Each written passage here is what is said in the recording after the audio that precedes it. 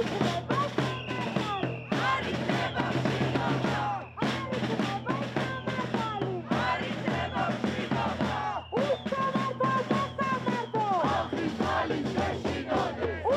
ვარ გუცა გველესიანი, თადოც სამინისტროში მუშაობა დავიწყე 1998 წლის ნოემბრიდან. პირადად ჩემთვის თავდაცვის სამინისტროს გარეშე ცხოვრება ალბათ ძალიან გამიჭირდება. ცოტა ხნით მაინც. ჩემი გული დარჩა იქ. ქვეყნისთვის აუცილებელ საქმეს ვაკეთებდი ჯეროდა და მწამდა მთელი ცხოვრება. შეიძლება ეს საქმე ძალიან მცირედი ყოფილიყო, მაგრამ ყოველთვის ვიყავი ქვეყნის სამსახურში. გუცა გველესიანის მრავალწლიანი კარიერა საქართველოს თავდაცვის სამინისტროში 1 მარტს დასრულდა. მასთან ერთად სამინისტროს სამოქალაქო ოფისიდან 20-მდე სხვა თანამშრომელია გათავისუფლებული. როგორც ისინი ამბობენ, შემცირების ეს ტალღა ძირითადად სამინისტროს საერთაშორისო მიმართულების 2 სამმართველოზე აისახა. როდესაც გაიცნეს ხელმოწერებს, იქ ფიგურირებდა ნატოში ინტეგრაციის სამმართველოს თანამშრომელთა მრავალი ხელმოწერა და ასევე SNGP-ის სამმართველოს თანამშრომლების ხელმოწერა. და მიმაჩნია, რომ ეს აღნიშნული ხელმოწერების შედეგად ყველაზე მეტად დაზარალდა ზუსტად ამ ორი სამმართველოს თანამშრომლები. ევრონიუს ჯორჯიამ კითხვით მიმართა საქართველოს თავდაცვის სამინისტროს თუ რომელ დეპარტამენტში ეხო რეორგანიზაცია. რამ განაპირობა ცვლილებები? რამდენი თანამშრომელი გათავისუფლდა და არის თუ არა ეს დაკავშირებული იმ განცხადებასთან, რომელსაც საჯარო მოხელეებმა გასული წლის ნოემბერში მოაწერეს ხელი. სამინისტროდან მიღებულ პასუხს უცვლელად გთავაზობთ.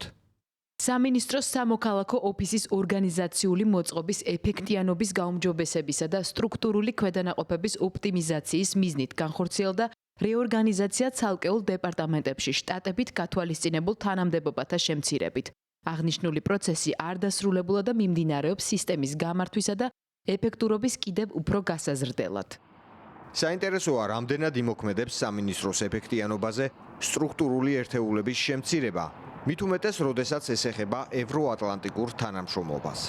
თავდაცვის სამინისტროს განთავისუფლებული თანამშრომლები განსხვავებულად ფიქრობენ. ცალსახად შეიძლება ითქვას, რომ ეს არის მიმართულების დასუსტება, სტრუქტურული ერთეულის გაუქმებით და უფრო მცირე სამსახურის შექმნით ბუნებრივია მცირდება მასშტაბი. ამ პერიოდში ძალიან აქტიურად მიდის მსჯელობა ყველა პრაქტიკულ ნატოს მხრიდან, ყველა პრაქტიკული თანამშრომლობის მექანიზმის გადახედვაზე. ამ დროს, როცა თავდაცვის სამინისტრო აუქმებს სტრუქტურულ ერთეულს, ეს არის მინიმუმ ნეგატიური გზავნილი ალიანსისადმი. ქართული ოცნების ხელისუფლებაში მოსვლის შემდეგ ნატოსთან ურთიერთობაში ყველაზე დიდი და ფაქტობრივად ერთადერთი მონაპოვარი იყო ნატო-საქართველოს არსებითი პაკეტი, რომელიც ქვეყანამ 2014 წლის ნატოს უელსის სამიტზე მიიღო. პაკეტი მოიცავდა თავდაპირველად 13 მიმართულებას, შემდეგ კი 20-მდე გაიზარდა. კერძოდ ნატო საქართველოს შეიარაღებულ ძალებს უნდა დახმარებოდა სტრატეგიული კომუნიკაციების, ლოგისტიკის, კრიზისების მართვის, განათლების, ერთობლივი საწვრთნელი ცენტრისა და მთლიანობაში 20 სხვადასხვა მიმართულებით. როგორც ძალოვანი უწყების გათავისუფლებული თანამშრომლები ამბობენ, ამ მიმართულებების დასუსტება დაკავშირებულია იმ განცხადებასთან, რომელიც 2024 წლის ნოემბრის ბოლოს გაავრცელეს და რომელშიც კონსტიტუციის 78 მუხლისადმი ერთგულებას ხელმოწერით ადასტურებდნენ.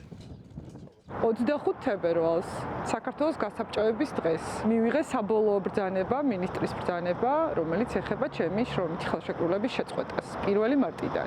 რაც შეეხება ხელმოწერების დაკავშირებას, კი პირდაპირ უკავშირდება.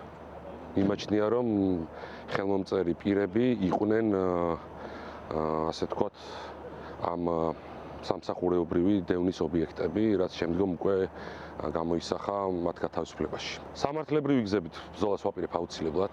კანონმდებლობით დადგენილია 30 დღის გასაჩივრების ვადა და მიმაჩნია, რომ აი საშუალო დონის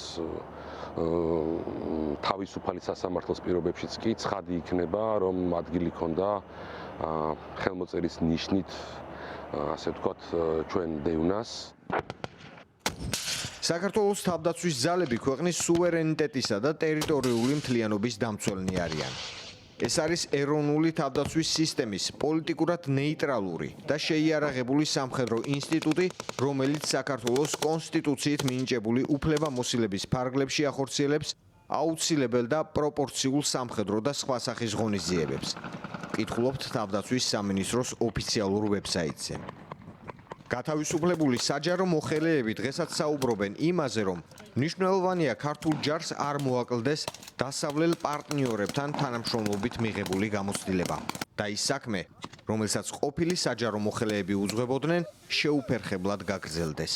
მე მინდა ღრმად მწამდეს და მჯეროდეს, რომ ჩემს კოლეგებს, ჩემს ძვირფას მეგობრებს, თავდაცვის სამინისტროში, ვინც აგრძელებს მუშაობას, ეყოფათ ძალა და ენერგია, აქვთ მხნეობა, რომ ითანამშრომლონ უცხოელ პარტნიორებთან, ამ შემთხვევაში ნატოს ძირითადი ჯგუფი და მოწვეული ექსპერტები მყავს მხედველობაში, რათა გაგრძელდეს ნატო-საქართველოს არსებით პაკეტში ამჟამად მიღწეული შედეგები. მიუხედავად იმისა, რომ რაღაც გარკვეულწილად მოლოდინიც არსებობდა ბოლოს განვითარებული მოვლენების ფონზე, ეს იყო ძალიან ემოციური პროცესი ბოლო 2 კვირის მანძილზე და კიდევ უფრო ემოციური იმ კუთხით, რომ 17 წლის მანძილზე ნაშენების საქმე ესე ერთი ხელის მოსმით შეიძლება ითქვას, რომ წყალში ჩაიყარა.